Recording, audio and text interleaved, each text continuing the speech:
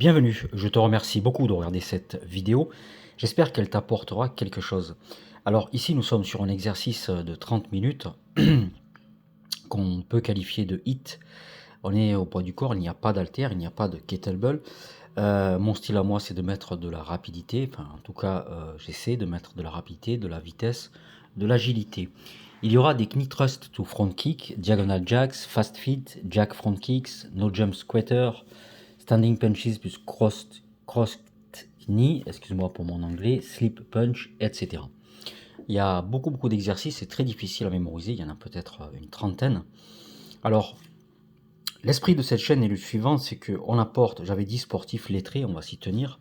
Je donnerai mon conseil du jour sur une vidéo YouTube ou une technique de préparation mentale ou d'amélioration de la santé. Peut-être un livre avec le traité d'astrologie simple, j'en reparlerai. Oui, la vidéo que je te conseille pour la méditation, mais ça va au-delà. Alors, Nikola Tesla parlait de 3-6-9, il avait essayé de l'appliquer au corps, enfin, lui, il a beaucoup travaillé sur l'énergie et la physique, les sciences physiques. Mais tu as une vidéo qui s'appelle Code Nikola Tesla 3-6-9 à 432 Hz, fréquence universelle, suppression de l'énergie négative et méditation. Je te la conseille le soir. Pourquoi pas en superposition des méditations de Joey Dispenza. Donc l'esprit est le suivant, aspect technique. Ensuite, alors, aspect technique, qu'est-ce qu'on peut dire? Ceci sert à brûler des calories. Mais le bémol dans tout ça, bon, moi j'aime beaucoup Frank Ropers. Je vais t'expliquer pourquoi. Le bémol, c'est on est des bipèdes. On est sur deux jambes à chaque fois, même si je simule des coups de poing, c'est mieux que rien. Mais le haut du corps ne travaille pas.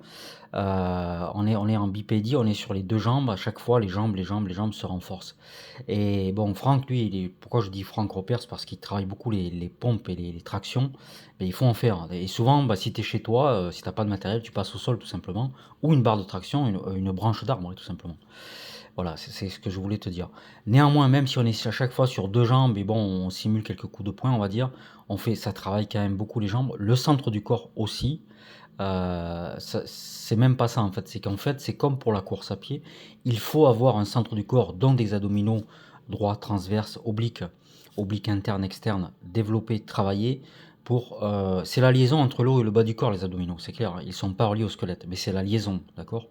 Il faut qu'ils soient forts pour que dans ce type d'exercice tu puisses voilà, performer comme à la course à pied d'ailleurs. La natation, on en parlera dans des vidéos ultérieures, mais moi j'ai connu beaucoup de nageurs, j'ai pas une taille très importante, bon voilà, c'est comme ça.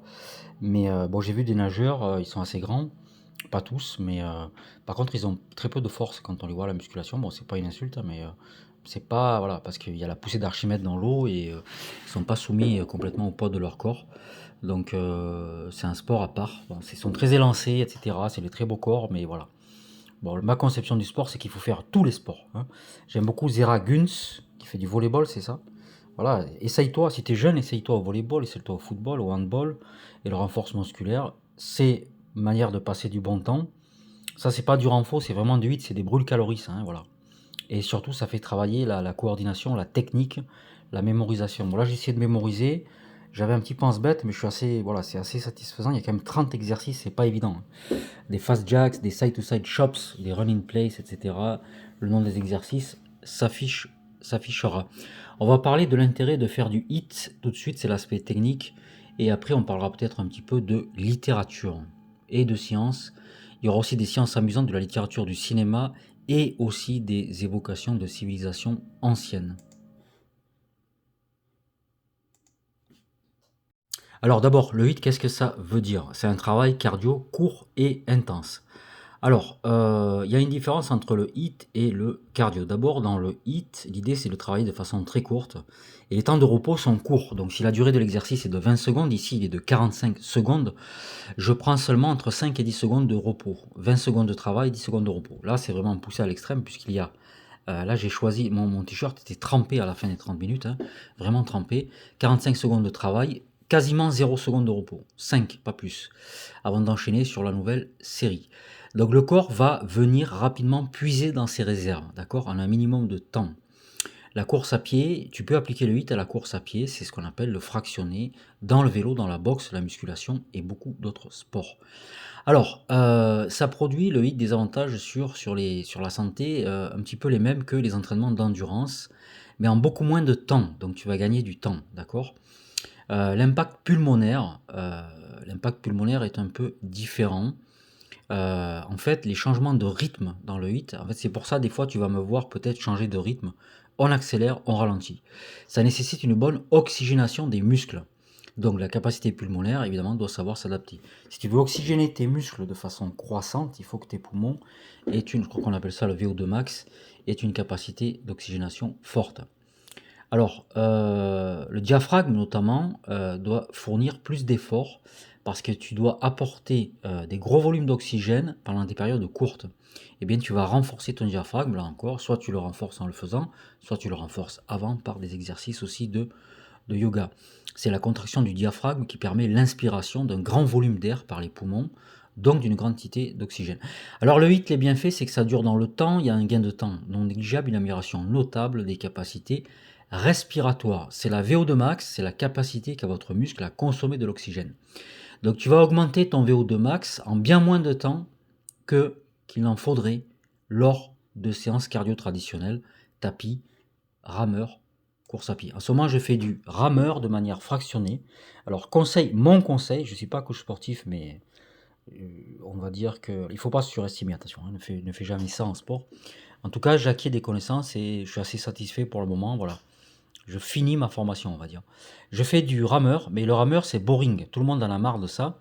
Au bout de 10 minutes, moi je suis un observateur de salle et de sport. Ils arrêtent le rameur en 15 minutes, ils en ont mais vraiment plein le... Voilà. Hein. Alors, ce qu'il faut faire, d'après moi, ce que j'ai fait hier à Basic Fit, il faut fractionner, donc un Tabata, on va dire, allez, 40 secondes d'exercice, 20 secondes de repos. Ce ne sera pas du repos, ce sera du rameur de façon lente. Donc 40 secondes de rameur à fond, 20 secondes de rameur tout doucement. Au bout de 4 minutes ou 3, j'arrête le rameur, je fonce sur un vélo. Je fais pareil, 40 secondes de vélo à fond, etc. J'arrête le vélo, je vais au vélo elliptique. Pareil, 40 secondes, 20 pendant 3 minutes. J'arrête et je tourne comme ça. Du coup, les 30 minutes ou les 40 m'ont paru passer très vite et j'avais le t-shirt trempe, d'accord. Et là, je pense que j'ai augmenté aussi ma VO2 max. Et puis au moins, j'ai passé un bon moment, comme ça, vous voyez. J'ai tourné, rameur, vélo elliptique, vélo, etc. etc. Et tapis, bon, moi je cours dehors. La course à pied, c'est bien beau, au bout d'un moment, ça saoule. Même si tu fais 10 à 20 km par jour. Et je te rappelle qu'au niveau des vertèbres, je ne mets pas de schéma aujourd'hui, mais je crois qu'on en a 6, 12 et 5, quelque chose comme ça, non 5, 12 et 6. Peu importe, il y a les vertèbres cervicales, dorsales et les vertèbres du, comment dirais-je, du lombaire. Hein. Bon, excuse-moi, là c'est un peu approximatif, mais c'est pas grave, tu trouveras ça facilement. Tu es quelqu'un d'intelligent. Il faut savoir que ça tasse, la course à pied, ça finit par te tasser, ce que ne fera jamais la natation. Mais la natation, je connais pas assez, j'étais à un club de nage, mais moi je sais pas exactement la natation, c'est bon, voilà. Les accessoires pour faire du HIIT, soit rien du tout, comme ici, soit la corde à sauter, les sangles de suspension, les élastiques, les kettlebells ou la medicine ball. La medicine ball, donc ball, le ballon, d'accord. Tu peux composer ton propre HIIT avec jumping jack, squat, burpees, mountain climbers. Mais là, moi, j'en fais des choses quand même beaucoup plus intéressantes à mon avis. Tu peux le faire à ta propre sauce. Bien. Voilà ce qu'on pouvait dire sur le HIIT. Mais n'oublie pas le point essentiel, c'est qu'à chaque fois, tu es sur tes deux jambes. Tout le poids du corps est sur les jambes. En aucun cas, il est sur les bras, d'accord. Même si là, tu le vois, j'envoie les bras sur les côtés. C'est intéressant, mais je suis pas sûr que les bras se musclent. Hein. Je suis pas sûr. Bien, on va passer peut-être au conseil littéraire. Alors, petit conseil littéraire, donc Astrologie pratique simplifiée de James Cluny. Astrologie pratique simplifiée de James Cluny. L'influence des étoiles avec ta date de naissance, ça peut être intéressant. Ouverture d'esprit aussi sur cette chaîne et sur ce club Fit Gym, ouverture d'esprit, suivant ton signe astrologique. Je sais pas, comment il y a de signes astrologiques? Alors attends, bouge pas, je vais couper.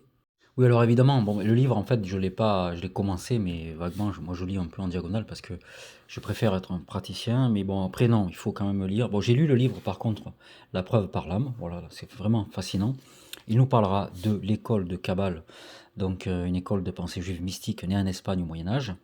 En fait, ça remonte au 1er siècle de l'ère chrétienne, le Zohar, les choses comme ça. Il y a un rapport avec le corps, attention avec ça. Attention, il y a toujours, de ce que je dis, un rapport avec le corps. Comme par hasard, il y a 12 signes astrologiques, comme il y a 12 planète avec l'influence bon, d'une autre planète. Bon, ça c'est un petit peu à part, bon, on n'en parlera pas aujourd'hui. Euh, si tu veux,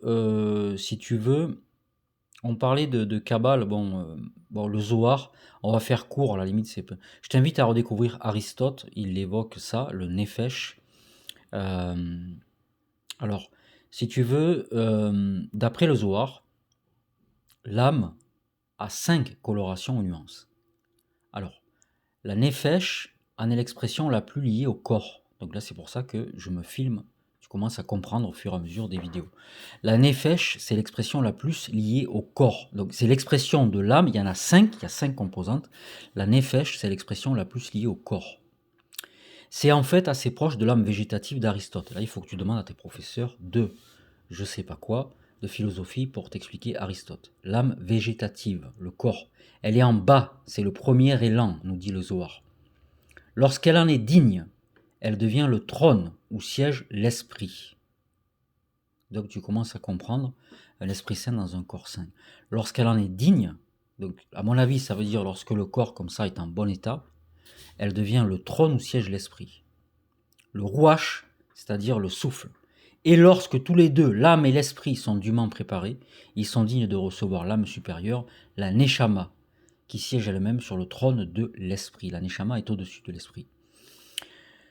Alors, la nefesh reste avec le corps et parcourt le monde parmi les vivants, s'enquérant de leurs peines et intercédant en leur faveur. Le rouach se retire dans le jardin de l'Éden terrestre, alors que le souffle retourne à Dieu qui l'a donné. Eh bien, ça c'est dans la formule de l'Ecclésiaste, que je n'ai pas lu. On n'en dira peut-être pas plus là-dessus. Bon, la neshama, c'est un peu la lumière qui brille tout en haut. Mais tu commences à comprendre la place du corps. Il y aura des schémas dans les prochaines vidéos. J'ai pas oublié qu'on devait parler de l'esprit. Donc le corps et le cerveau sont des objets publics. Il ne faut pas faire n'importe quoi avec. C'est pas parce que je me filme en short que je suis un pervers ou je ne sais pas quoi là. Faut arrêter les conneries. Le corps et l'esprit, le corps et le cerveau sont des objets publics. On en a parlé dans une vidéo TikTok. Mais la conscience est un objet caché au centre, d'accord. Voilà ce qu'on pouvait dire d'intéressant sur cela. Alors les addictions et Joe Dispenza, on va essayer de parler un petit peu des addictions et de Joe Dispenza. Alors d'abord pour les addictions, il y a à mon avis le point clé qu'il faut rappeler, c'est que moi j'en ai été victime. Bon là le sport n'est pas une addiction parce que ça demande un effort. Il est faux de dire que c'est une addiction.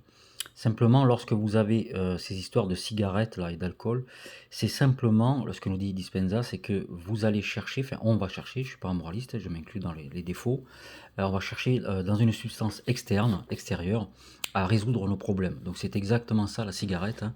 On va chercher dans un truc extérieur, alors qu'on sait très bien que ça sert mais vraiment à rien, c'est de la gaminerie, c'est de la bêtise, et moi j'en suis encore victime, mais très peu, hein, mais voilà. Mais on va chercher dans une substance externe à résoudre probablement un problème. Alors si j'ai bien compris, si je fais la synthèse, c'est qu'il faut arriver à construire une nouvelle personnalité. C'est la seule manière, ça n'est pas des cures de désintoxication, c'est faux. À mon avis, c'est faux. C'est toujours le même